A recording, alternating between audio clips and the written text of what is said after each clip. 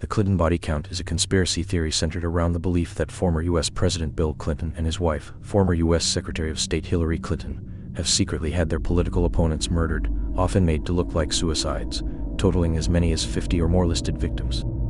The notorious Clinton body count list. The names on the various internet lists varies from one website to another, but these are among those most frequently cited as possible victims of a vast Clinton conspiracy. Kevin Ives and Don Henry, both 17, crushed by a train, August 23, 1987. Their deaths were ruled accidental, with the medical examiner saying they had fallen asleep on a railroad line after smoking cannabis. But a grand jury found they had been murdered before being placed on the tracks. They had allegedly stumbled on a plot to smuggle drugs and guns from an airport in Mena, Arkansas, that Bill Clinton was said to be involved in as state governor. Victor Razor, 53, small plane crash, July 30, 1993. The second finance co-chair of Bill Clinton's presidential campaign was killed along with his son during a fishing vacation in Alaska. Campaign press secretary D.D. Myers called Razor a major player in the organization. Paul Tully, 48, apparent heart attack, September 25, 1992. A chain-smoking, heavy-drinking political consultant who weighed in at more than 320 pounds. Tully died 7 weeks before Clinton's first presidential election win. He had been political director of the DNC during Clinton's rise. Tully was on the left of the Democratic Party and usually worked for those who shared his view. However, he agreed to work for Clinton because he was impressed with his oratory and thought he was the only Democrat who could beat President George Bush. Paula Gober, 36, single car accident, December 7, 1992. She was Clinton's interpreter for the deaf for several years and traveled with him while he was governor of Arkansas. Her vehicle overturned on a bend, throwing her 30 feet. There were no witnesses. Vince Foster, 48, committed suicide on July 20, 1993. He was an Arkansas lawyer who Bill appointed as deputy White House counsel when he became president in 1993. It didn't take long for Foster, 48, to realize he had made a terrible mistake by accepting the post. He hated the work and fell into a deep depression. Just 6 months into the job, his body was found in his car in Fort Marcy Park, Virginia, a gun in his hand, and a suicide note torn into 27 pieces in the trunk. Stanley Hurd, 47, small plane crash, September 10, 1993. An Arkansas chiropractor who, according to the book, A Profession of One's Own, treated the Clinton family. Hurd was asked by Bill Clinton to represent the practice as plans for HillariCare were being finalized. His attorney, Steve Dixon, was flying him home from a healthcare meeting in Washington, D.C. just 8 months into the Clinton presidency. On the way to the Capitol from his home in Kansas, Dixon's small plane developed problems, so he landed in St. Louis and rented another plane. That rented plane was the one that crashed in rural Virginia, killing both men. Jerry Parks, 47, shot to death, September 23, 1993. Parks was head of security for Bill Clinton's headquarters in Arkansas.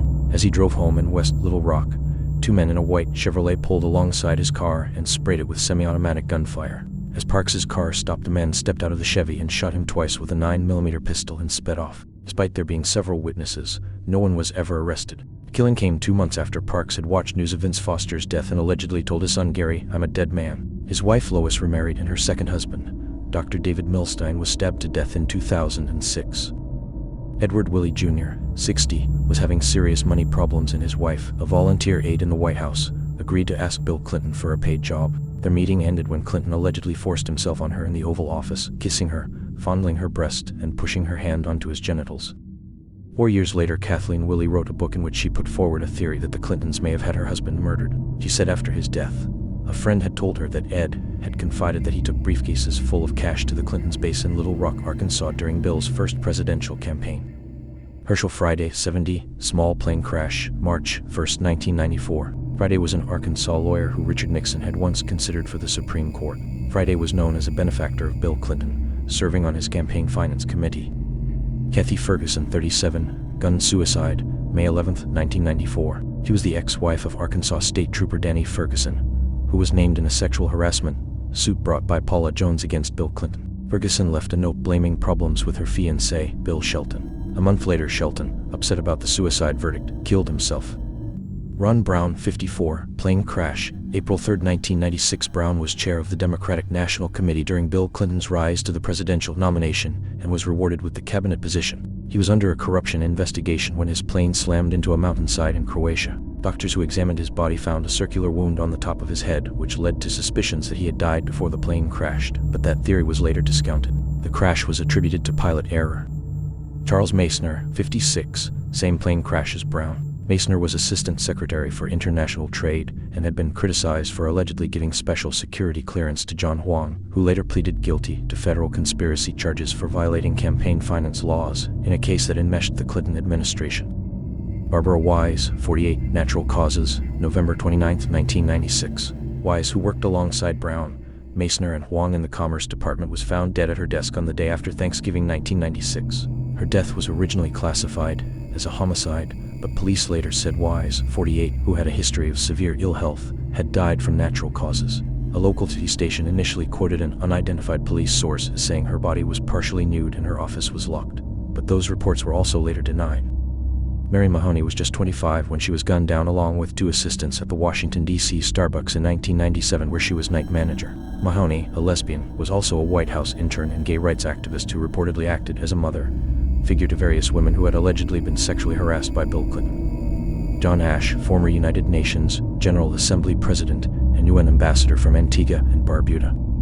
John Ash, 61, a politician and former President of the United Nations General Assembly, was pumping iron at his home in Dobbs Ferry, New York on June 22 when he dropped the weight. He died from traumatic asphyxiation. Ash was about to stand trial in a corruption case for allegedly receiving $500,000 from billionaire real estate developer N.J. Lapsang. N.J. was involved in a fundraising scandal and named in a 1998 Senate report for illegally funneling hundreds of thousands of dollars to the DNC during Bill Clinton's presidency. During the trial, the prosecutors would have linked Ash to the Clinton bagman N.J. It would have been very embarrassing. His death was conveniently timed, the New York Post reported.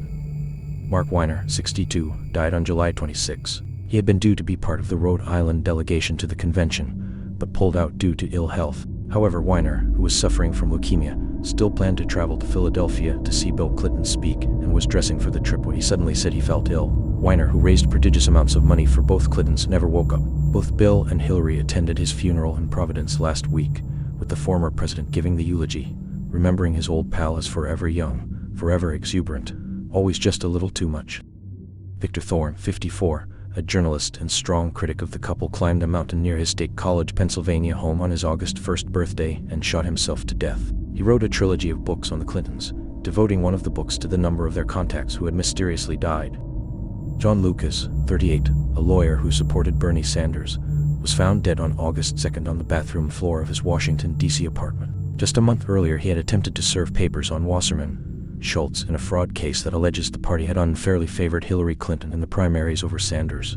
A video of Lucas taking the papers to the DNC's Washington headquarters has been viewed almost 400,000 times as of Wednesday morning on YouTube. In it, Lucas, who was said to have been a Sanders supporter and worked for a company called One Source Process, calls serving the papers the most gratifying thing I have ever done. Lucas's mother, Susan, told Daily Mail Online the family is currently awaiting results of an autopsy, and she does not know why her son died. He was a young man, 38. He was in good health, she said. These things happen when people in seemingly good health suddenly die.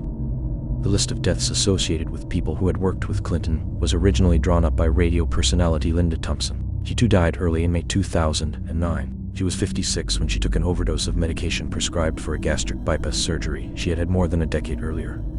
Joe Montano, a former DNC chairman with in-depth knowledge of Hillary Clinton's campaign, has also been named as on the unofficial list after he died from what authorities say was a heart attack on July 25th, the day the DNC started. Seth Conrad Rich, who was the operations director for voter expansion for the DNC, was found murdered on July 10th. His death initially appeared like a robbery gone wrong, but his mother Mary Rich claims that nothing was taken from her son, who was found with 2 shots in his back. The mystery surrounding his death has sparked a flurry of theories posted online, including claims that he was on his way to speak to the FBI when he was shot.